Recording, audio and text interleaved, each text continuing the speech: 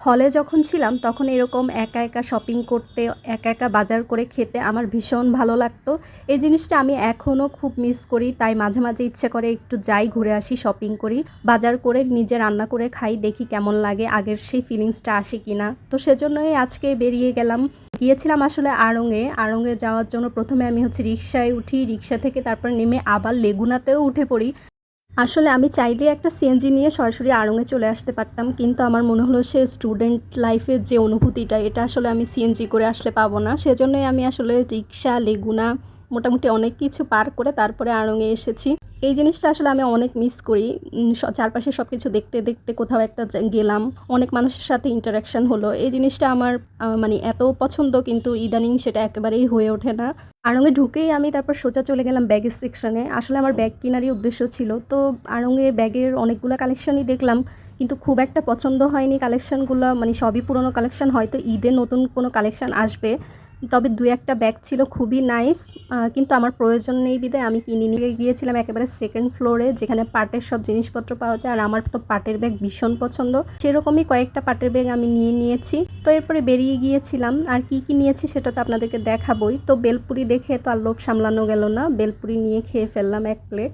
এরপর আমি ঢুকে গিয়েছিলাম স্বপ্নে। আড়ং আর স্বপ্ন সেম রোড হওয়াতে এটা আমার একটা সুবিধা হয়েছে। আমি গিয়েছিলাম আসলে বিফ কিমা কিনতে, কিন্তু দুর্ভাগ্যবশত সেদিন বিফ কিমাটা ছিল না। শেষে আমাকে চিকেন কিমাটাই নিতে হলো। তারপর সাথে নিয়েছিলাম স্বপ্নের বেস্ট একটা কম্বো, যেটা স্টুডেন্ট বাজেট ফ্রেন্ডলি বিফ কম্বোটা, 160 টাকা দাম যেটার। এটা নিয়ে দেখতে চাইলাম আসলে কি পরিমাণ মাংস ওরা দেয়। সবাই আমার আগে টেস্ট করে ফেলেছেন এটা, কিন্তু আমার এখনও টেস্ট করা হয়নি, সেজন্যই আসলে আজকে সামনে দেখে নিয়ে নিলাম। তারপর আমি স্বপ্ন থেকে বেরিয়েই সামনে একটা ভ্যান চোখে পড়লো। ভ্যানে অনেক সুন্দর সুন্দর ছোট ছোট কিছু টাওয়াল ছিল, সেখান থেকে কিছু টাওয়ালও নিয়েছি। এরপর আবারও আমি লেগুনায় উঠে পড়ি, লেগুনা দিয়ে সোজা আগ্রাবাদ, আগ্রাবাদ থেকে আবার রিক্সা নেই, রিক্সা নিয়ে সোজা একটা রেস্টুরেন্টের সামনেই নামি, কারণ আমার কিছু বাসার জন্য স্ন্যাক্স আইটেম নেওয়ার ছিল, সেখান থেকে কিছু স্ন্যাক্স আইটেম নিয়ে নেই। আর বাসায় আসার পরে লেগে পড়ি স্বপ্নের এই কম্বো প্যাকটা দিয়ে আমি কি করব সেটা দেখানোর জন্য।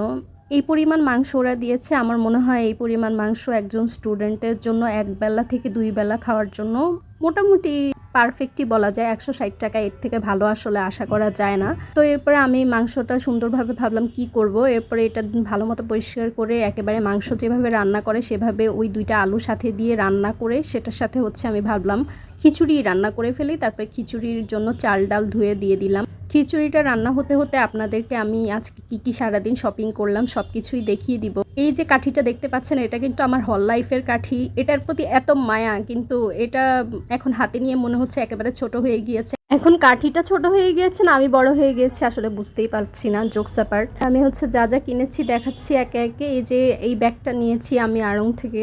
এই ব্যাগটা আমার এত পছন্দ হয়েছে। ব্যাগটার নিচে এত সুন্দর করে কড়ি দিয়ে কাজ করা, দেখতেই পাচ্ছেন অনেক সুন্দর দেখাচ্ছে। আর সুন্দর করে এমব্রয়ডারি কাজটা করেছে না, এটার জন্য ব্যাগটার সৌন্দর্য আরও দ্বিগুণ তিনগুণ হয়ে গিয়েছে। ভেতরে আরও একটা ছোট কম্পার্টমেন্ট আছে। এটা রাফ ইউজের জন্য একদম পারফেক্ট। আমি আসলে রাফ ইউজের জন্যই এই ব্যাগটা নিয়েছি।